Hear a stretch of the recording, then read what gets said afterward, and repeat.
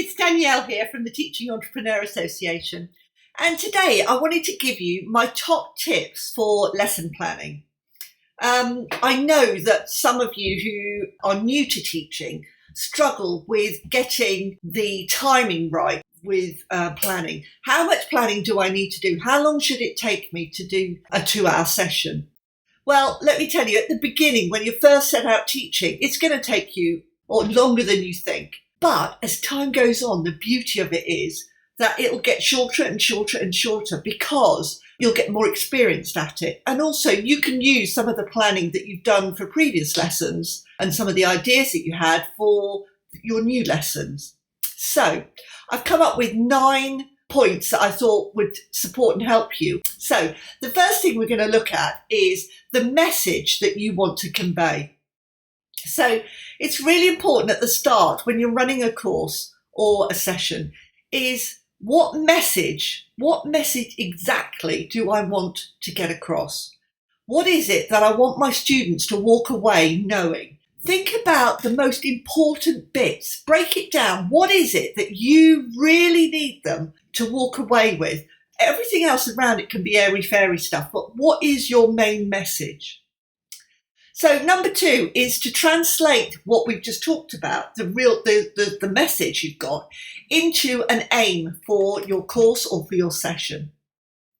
So when you have your aim, this is an overarching umbrella view of what it is you're going to be sharing with your students. And then from the aim comes the learning outcomes, which are the breakdown of that aim, because you need to break it down. You can't just talk about the whole big thing.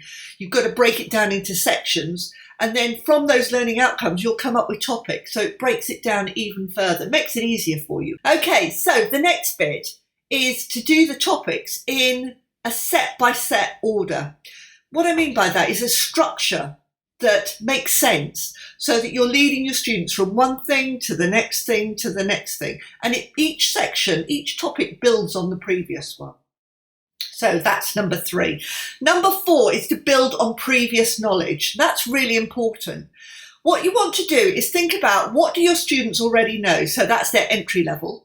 And what do you want them to know by the time they leave the course or the session with you? And that's their exit level. So in that little bit, you need to be leading them from something simple, something that they already know, something simple to something more complex. And you're going to look to stretch and challenge them in that time. We also call it going from the known to the unknown. So something that your students know about into something that is a little bit unknown to them. Well, is a whole lot unknown to them. And again, stretch and challenge them. While we're talking about stretching and challenging, number 5 is that when you stretch and challenge them and you involve them in the content of the course and what you're teaching them, if it's something that is quite challenging, something difficult to take on board and to learn, I give exercises out that make it a little bit simpler. And by that, I mean perhaps use a gapped handout. So by that, I mean you probably have some text with some gaps in the middle and then some more text. And you get your students to fill in those gaps. It gives them more information and it supports them. And you can even put the words down one side so that they've got them and they just fill them in where they need to. And by the same token, I'd go vice versa, that if you're going to teach something that's really simple, get them to write an essay about it or do a role play. So there's something much more involved in doing that. So number 6 is my favourite, create great resources. As you probably know, I love doing resources.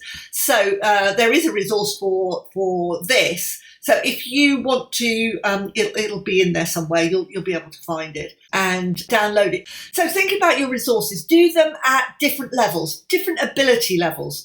I have had students where I've had different ability levels in the group. So what I did was I chose one exercise that was really easy, one that was middling, and one that was quite difficult. And I said to my students, right, choose whichever ones. These are easy, these are middling, these are more difficult.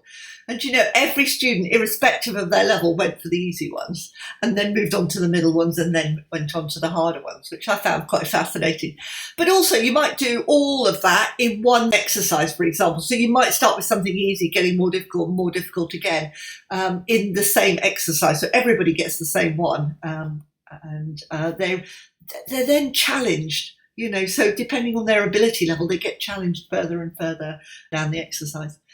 One thing that I think is really important is whatever you do, always have more exercises or more activities than you think you'll ever need. Because believe me, and I've been there is nothing worse than finishing everything that you've got and there's still 15, 20 minutes of the session to go. You must always have something extra that you can pull out your back pocket and say, right, do this, because that is so, so important. It's a bit of a contingency, if you like. You must have more than you think you'll need. And it's never wasted because you can always use that for the next session if your timing is spot on. Okay, so number 7, student-centred. Make sure the sessions that you're planning for are student-centred, so that your students are engaged, they're motivated, they're interested in what you're teaching, and they also interact well with what you're doing. I think that one of the things that our students as adults have over children as students is that adults have experience, young students just don't have. So those type of students, our adult students, like to know why they're learning whatever it is that they're learning. So build that into your planning. Show them why they are doing what they're doing. Let them work at their own pace, and also give them something that they're interested in. It motivates them and they think, oh yeah, that's a good idea. I can see where that fits in, or why she's asked me to do that. Number 8, assessment. Build it into your planning. Assessment, so important, because what assessment does is it tracks the progress of your students, and they like to see, how far they've come from here to here.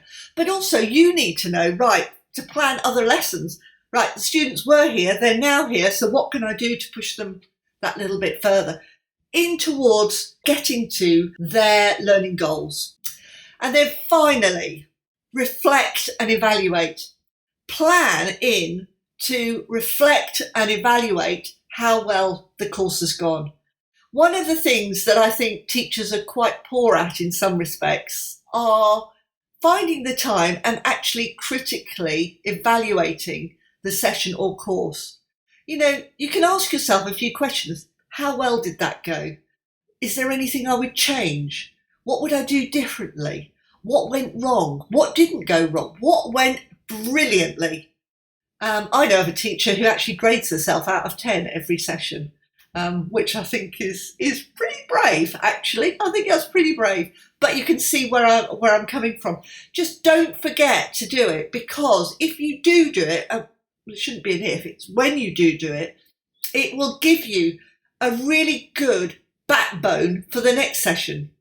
Or if you do that session again, it will give you ideas and thoughts. Okay, so that went like that went like that. Okay, I'm going to change that, or that was brilliant, so I'm going to keep it the same. I often look back on classes that I've taught and think, how well did that go? And look at my reflections, my evaluations, and see, okay, so that did that. It just gives me a heads up on what I'm going to teach. So I hope that's been useful, and I hope that you'll be able to use it in your practice. And I will see you again soon. Bye.